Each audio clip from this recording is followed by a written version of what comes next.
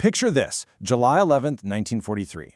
One of Germany's most experienced commanders is absolutely convinced he has a perfect trap. His elite Panzer division is moments away from completely annihilating an American beachhead. But what happened that morning? Well, it wasn't a battle. It was more like an execution, delivered by an enemy he couldn't even see, an enemy that was about to change the rules of war forever. So here was the big question in land warfare back in 1943. How do you stop the German Tiger tank? I mean, this thing seemed unstoppable, with armor that was practically impenetrable and a cannon that was just devastating. But somehow, the Americans at Gela found an answer. And it wasn't in any military textbook. The answer came from way over the horizon. It was a force that turned what should have been a straightforward battle for a beach into a terrifying preview of the future of war. A future that wasn't just about strategy, but about sheer, overwhelming industrial power. To really get how this all went down, we need to look at it from both sides. Okay, so to really understand what happened, we've got to put ourselves in the German shoes first. From their point of view, the American invasion of Sicily was playing out exactly by the book. It was predictable, and they were sure it was doomed to fail. Yeah, and the guy in charge, Field Marshal Albert Kessler, he was no rookie. He was one of the most respected commanders in the German army, a total pro who understood logistics, planning, and the cold hard math of war. And when he looked at the map at Gela, he knew he had the Americans exactly where he wanted them. And this right here, this is Military Strategy 101. An amphibious landing is at its absolute weakest in those first 24 hours.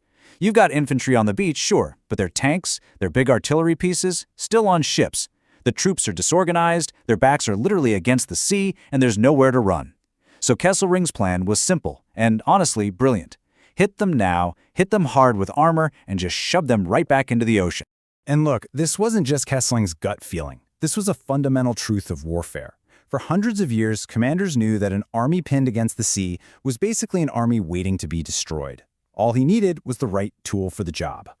And boy, did he have the perfect tool. 17 Tiger tanks were leading the charge of the elite Hermann Göring Panzer Division.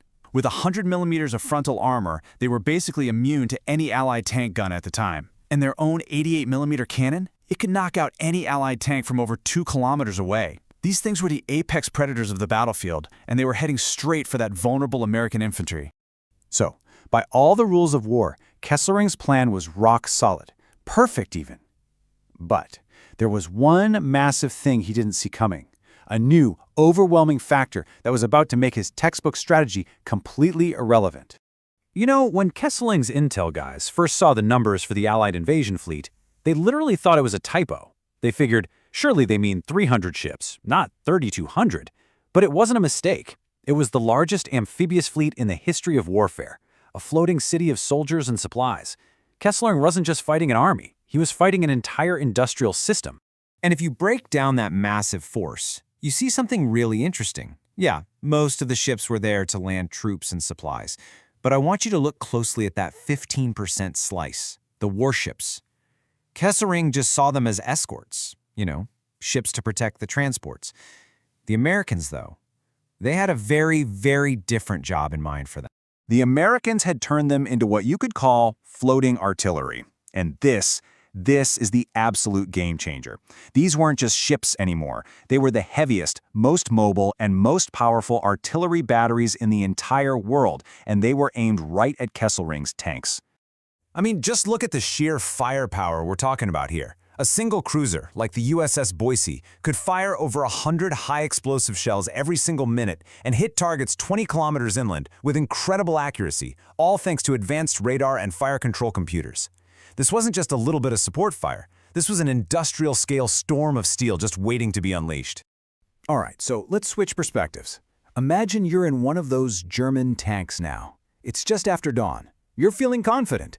The enemy in front of you is weak and they're trapped. Victory is just a few kilometers down the road. And for the first couple of hours, everything is going exactly to plan. The German advance is moving steadily, the American infantry is falling back, the beach is almost in sight, and then, at 9:10 a.m., everything changed. The USS Boise opened up. By 11 a.m., less than 2 hours later, the entire German attack hadn't just been stopped, it had been utterly annihilated. Just try to picture it. You're a German tank commander, and all of a sudden, these massive 47-kilogram shells, that's over 100 pounds each, start dropping out of a perfectly clear blue sky. There's no warning whistle, no sound of enemy cannons. Just boom. The cataclysmic explosion of a shell designed to rip through the armor of a battleship. And we're not talking about 1 or 2 stray shots. We're talking about thousands. In less than 2 hours, the U.S. Navy slammed almost 4,000 rounds into the German positions. For perspective, that's more artillery than most German divisions would see in an entire month of fighting on the brutal Eastern Front. And there was absolutely nothing the Germans could do about it. This quote from a German soldier, man, it just says it all. The advance didn't just slow down, it just stopped. It hit an invisible wall. The invincible Tiger tanks were now burning wrecks. Their thick armor didn't even need to be pierced. A near miss from one of those huge shells could blow their tracks off, immobilizing them and turning them into helpless targets. The entire division was being taken apart, piece by piece, by an enemy they couldn't see and couldn't fight back against. So what Kesselring was witnessing from his headquarters hundreds of kilometers away, this wasn't just a failed attack. It was a full-blown revolution in warfare. The rulebook was being torn up and rewritten in real time, right in front of him. This really breaks down the insane mismatch, right? The Germans brought a tank gun with a range of about 2 kilometers to a fight against a naval gun with a 20-kilometer range. The Panzers were totally exposed while the ships were completely untouchable. They couldn't fight back. It wasn't a battle. It was a tactical execution. So what the Americans had basically figured out was a new playbook for invasions. That critical window of vulnerability, when the troops are on the beach without their heavy weapons, it was now slammed shut. Any German counterattack would simply be vaporized by this floating artillery, giving the Allies all the time in the world to safely bring their own tanks and guns ashore. So Gela wasn't just a one-off victory. Nope. It was a formula, a repeatable, almost mathematical equation for winning that the Allies were about to use again and again and again.